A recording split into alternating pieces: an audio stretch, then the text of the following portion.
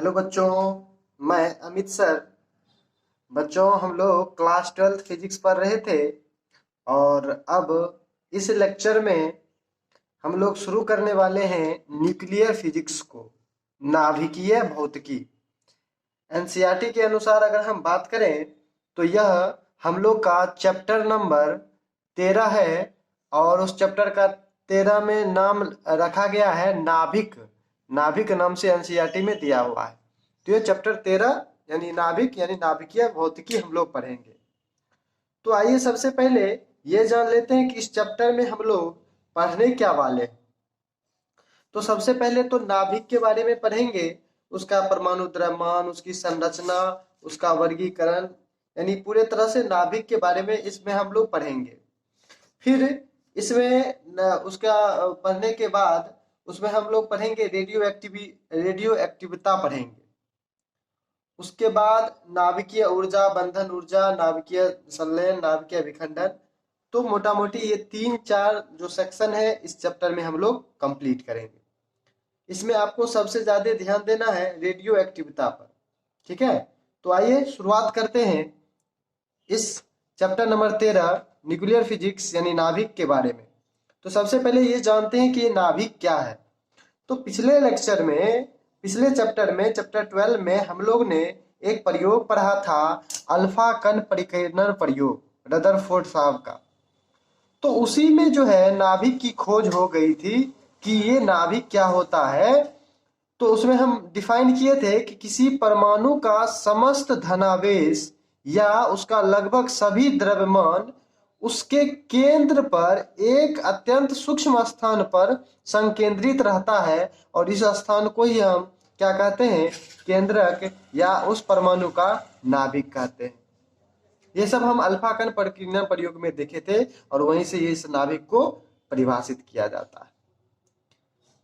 हम लोग पढ़े थे ना कि नाभिक जो है गोलाकार माना गया है और उसका जो है समस्त द्रव्यमान या समस्त धनावेश बिल्कुल एक छोटे से स्थान पे संकेंद्रित है और इसी छोटे से स्थान को हम क्या कहते हैं, नाभिक, न्यूक्लियस अंग्रेजी में कहते हैं, केंद्रक, ठीक है।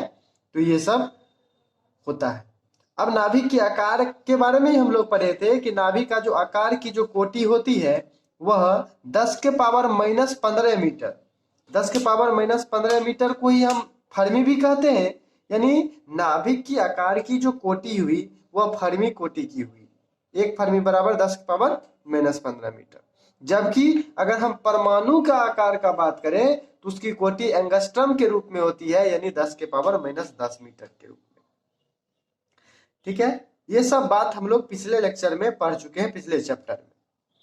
अब अगर हम आगे बढ़ाएं तो ये देखा गया कि किसी विशेष नाभिक को हम लोग इस सिंबल से, इस प्रतीक से हम व्यक्त करते हैं। एक्स, यहाँ पर एक्स के स्थान पे कोई भी परमाणु हो सकता है, परमाणु का नाभिक हो सकता है।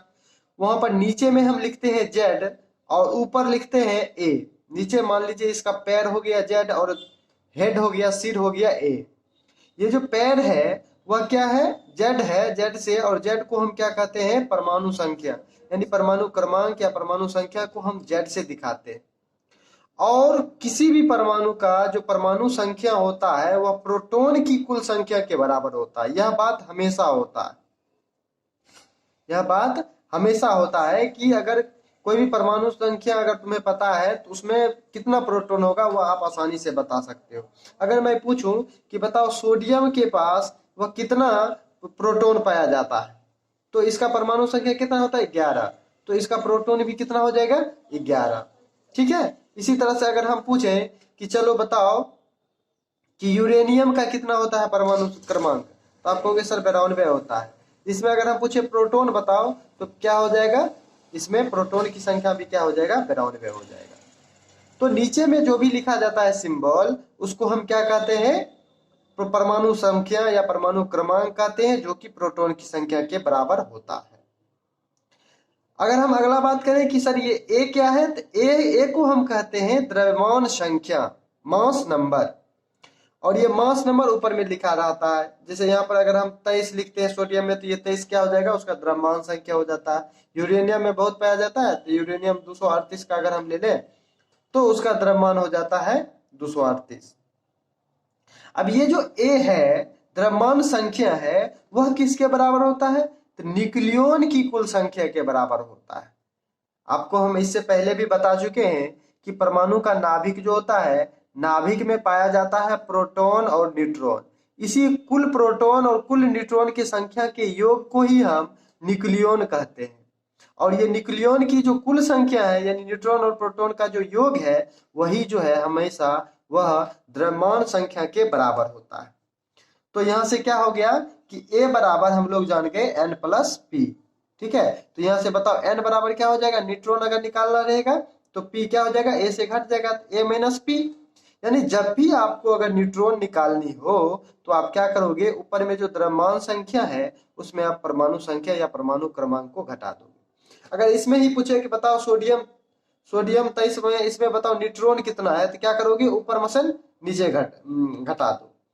ठीक है, यानी माथा मसल पैर घटा दो, पेट बच जाएगा। पेट में ही रहता है नाभिक, नाभिक यानी न्यूट्रॉन रहता है, प्रोटॉन रहता है, तो ये निकल जाएगा। न्यूट्रॉन संख्या कैसे निकलेगा? ऊपर माइनस नीचे, यानी 23 मसल 11 घटा देंगे, क्या आ जाएगा? 12। तो इसमें 12 न्यूट्रॉन है।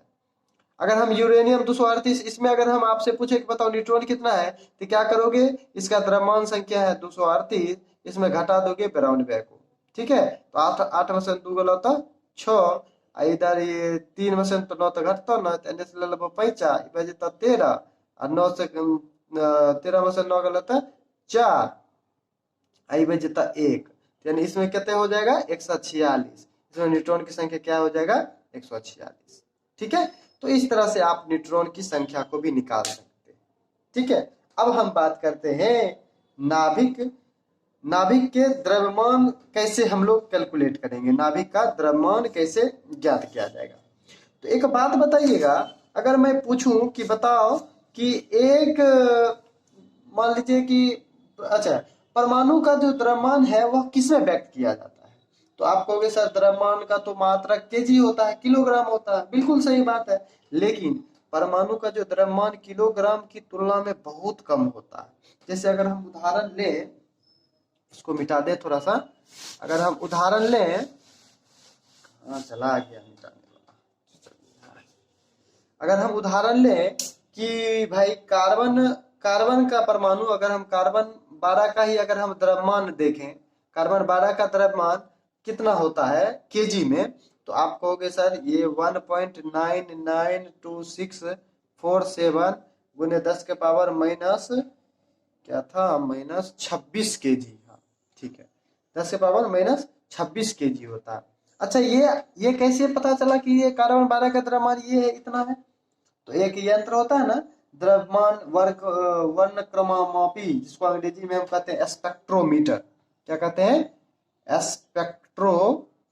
स्पेक्ट्रोमीटर। इसकी सहायता से हम ये मापे हैं ना, ऐसा कोई सपना नहीं आया कि इसका द्रव्यमान ये होता है, इसको हम मापे हैं, इतना आता। अब आप बताइए कि एक कार्बन का जो है, कार्बन 12 का द्रव्यमान इतना 10 में पावर माइनस 26 केजी आ रहा है, तो ये कितनी सी छोटी सी राशि है।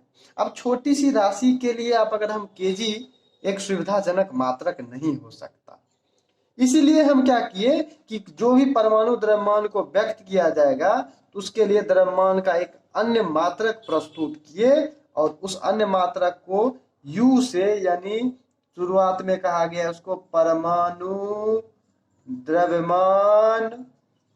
द्रव्यमान मात्रक, अंग्रेजी में एटॉमिक मास यूनिट, AMU लिखा गया। अब उसे सिर्फ U लिखा जाता है, यूनिफाइड मास के रूप में। अच्छा, इसको परिभाषित कैसे किया गया? वही कार्बन 12 के द्रव्यमान का 12वां भाग को हम क्या कहते हैं? 1 U कहते हैं। यानी 1 U बराबर क्या हो गया? कार्बन 12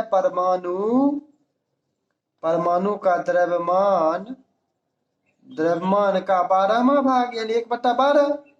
अब बताइए, कार्बन परमाणु का द्रव्यमान मास स्पेक्ट्रोमीटर से निकाला गया 1.992647 गुने 10 के पावर माइनस 26 केजी। अब बट्टा में 12 से भाग लग गया, तो ये कितना आ गया? 1 U बराबर आ गया 1.660539 गुने 10 के पावर माइनस 27 केजी। और इतना केजी को हम एक यू कहलाने कहे जाने लगा। ठीक है, तो इतना जो एक यू बराबर पूछता है कि बताओ कितना केजी होता है, तो ये ध्यान रखेंगे आप। तो ये परमाणु द्रव्यमान मात्रक का प्रयोग उसके बाद किया जाने लगा। अब देखिए नाभिकों के प्रकार, टाइप्स ऑफ न्यूक्लियाई। तो परमाणु संख्या यानी प्रोटॉन की संख्या और न्यूक्लियॉन की कुल संख्या के आधार पर ही नाभिकों को विभिन्न प्रकार से बांटा जाता है। और सबसे पहला ही वर्गीकरण है हम लोग का समस्थानिक। समस्थानिक अंग्रेजी में उसे हम आइसोटॉप्स कहते हैं। यह क्या है?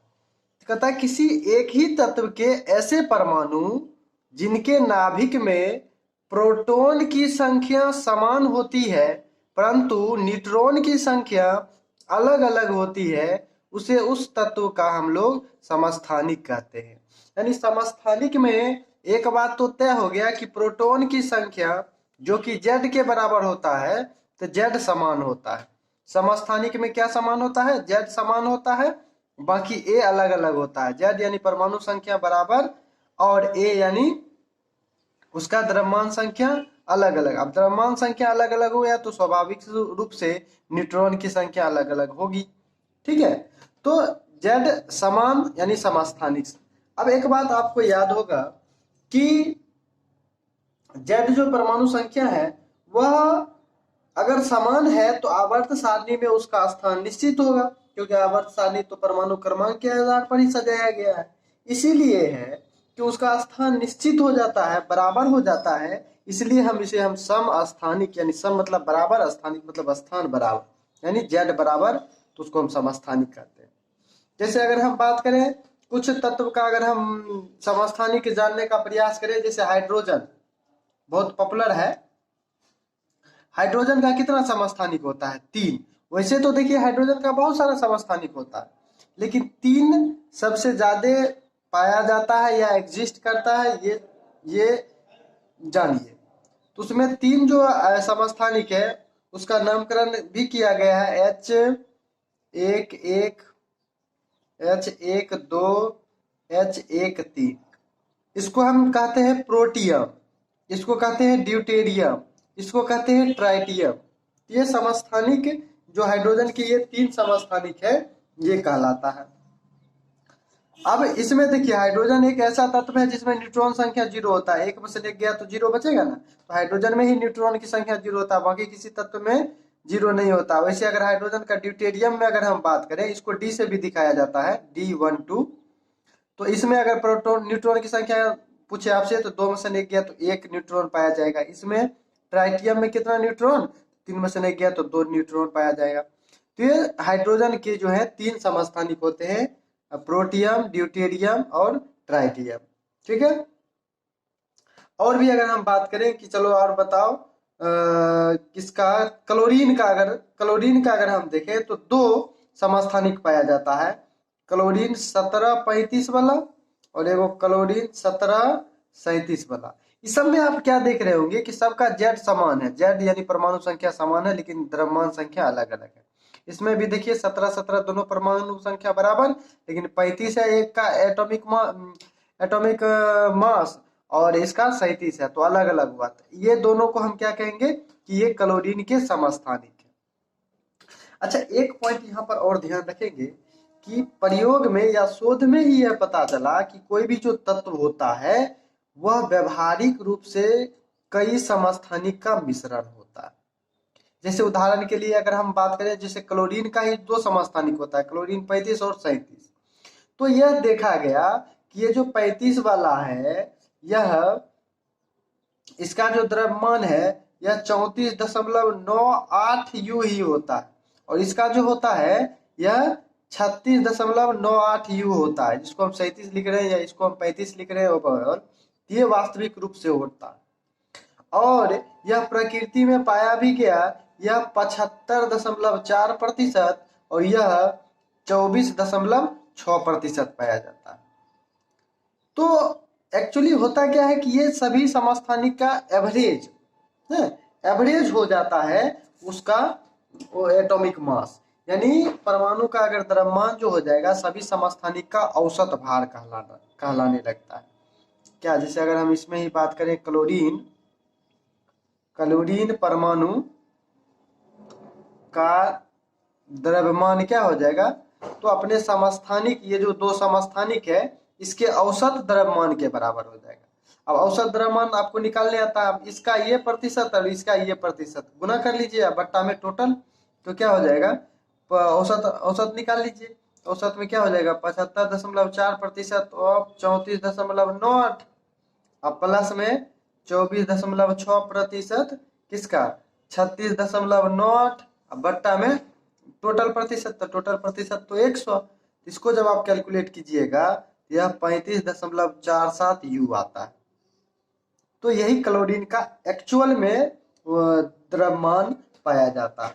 इसको अगर सिंपल कैलकुलेशन और करें तो आप ऐसे भी कर सकते हो, जैसे मान लीजिए इसका 35 हम ले लेते हैं, 34.98 ना लेके 35, इसका 36.98 लेके 37, तो आप ये देखिए ये लगभग 25% है, ये लगभग 75% है, तो 25 या 75 यानी 3:1 में पाया गया, तो 35 जो है 3 रेशियो में पाया गया, 3 प्लस 37 वाला 1, तो 37 गुना 1 बट्टा में टोटल कितना, 3 1 4, इसको जब कैलकुलेट कीजिएगा तो 35.5 आता है, और यही तो क्लोरीन का द्रव्यमान माना जाता है।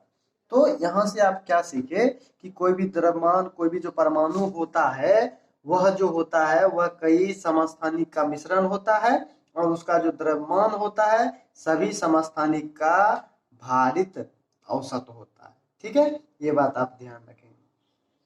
और भी अगर हम बात करें समस्थानिक का विशेषता का अगर बात करें तो समस्थानिक का सबसे पहला विशेषता कि इसमें क्या होता है, सभी समस्थानिक में इलेक्ट्रॉन की संख्या समान होती है, जितना भी समस्थानिक होगा उसमें इलेक्ट्रॉन समान।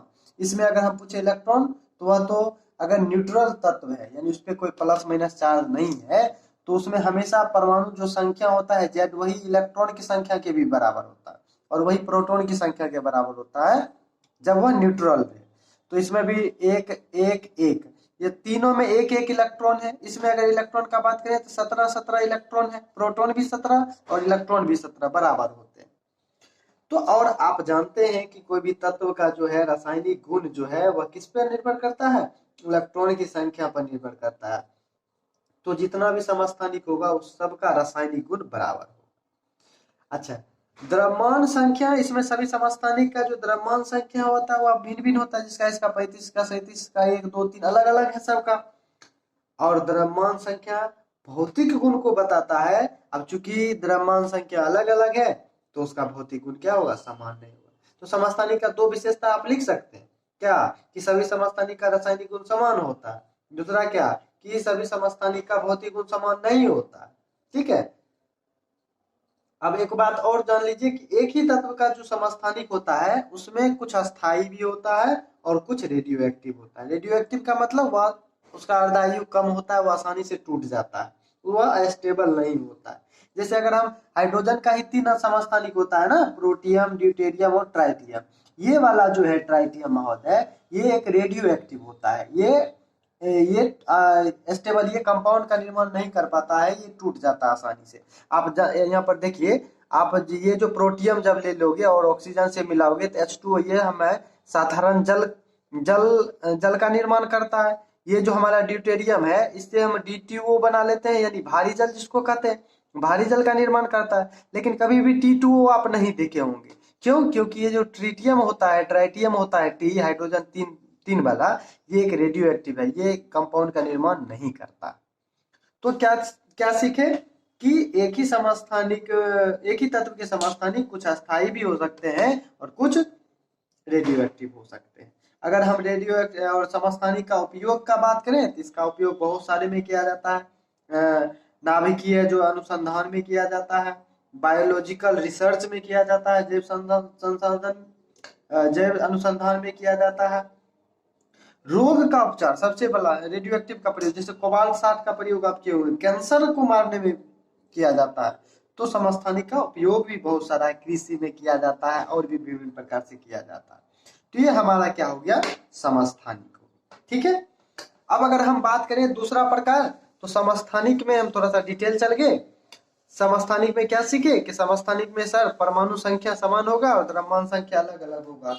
अब अगर हम दूसरा वर्गीकरण करें तो दूसरा वर्गीकरण हमारा हो जाता है समभारिक। समभारिक अंग्रेजी में हम कहते हैं आइसोबार। आइसोबार अंग्रेजी है, इसको हम हिंदी में लिख दिए आइसोबार। अब ये आइसोबार क्या है? तो आइसोबार जो है, आइसो मतलब समान, बार मतलब भार, यानी उसका मतलब जिसका परमाणु द्रव्यमान यानी जो द्रव्यमान संख्या है वह अगर समान रहना चाहिए। यानी समभारिक ऐसे तत्व को कहते हैं जिसमें ए समान होता है, जेड अलग अलग होता है। ए समान होता है और जेड अलग अलग होता है, तो उसको हम क्या कहेंगे? असमभारिक कहेंगे। ठीक है, अगर आपको परिभाषा लिखना है तो लिख लीजिए, ऐसे नाभिकों को जिसमें न्यूक्लियन की संख्या समान होती है परंतु प्रोटॉन और न्यूट्रॉन की संख्या भिन्न भिन्न होती है, उसे समभारिक कहते हैं। आपको सर ये क्या बता दिया आप, न्यूक्लियन की कुल संख्या समान होती है। अरे न्यूक्लियन की संख्या का मतलब हुआ ए। ए ही तो हमारा न्यूक्लियन की संख्या के बराबर होता है, पी प्लस एन के बराबर होता है। तो आप ये भी कह सकते हैं कि परमाणु द्रव्यमान संख्या बराबर होता है या न्यूक्लियन की संख्या समान होता है, उसको हम क्या कहेंगे? समभारिक कहेंगे। ठीक है, तो समभारिक में ध्यान रखेंगे जेड अलग अलग ए समान।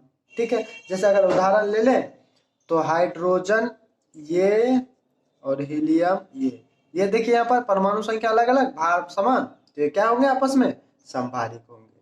ठीक है, जैसे कार्बन 14 और ऑक्सीजन 17,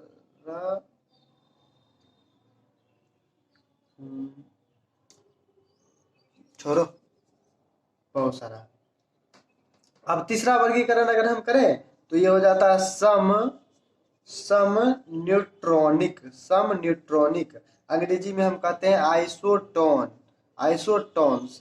इसमें क्या होता है? ऐसे परिभाषा लिख लीजिएगा, ऐसे संख्या जिसमें केवल न्यूट्रॉन की संख्या बराबर होती है। इसमें क्या होता है? न्यूट्रॉन की संख्या बराबर होती है, उसे हम क्या कहेंगे? सम न्यूट्रॉनिक कहेंगे। ठीक है, इसमें जेड और ए दोनों अलग अलग होगा। ठीक है, यानी परमाणु संख्या और द्रव्यमान संख्या दोनों अलग अलग, लेकिन न्यूट्रॉन की संख्या बराबर, तो उसे हम सम न्यूट्रॉनिक कहेंगे। जैसे अगर हम लिथियम उदाहरण एक लिख लीजिए,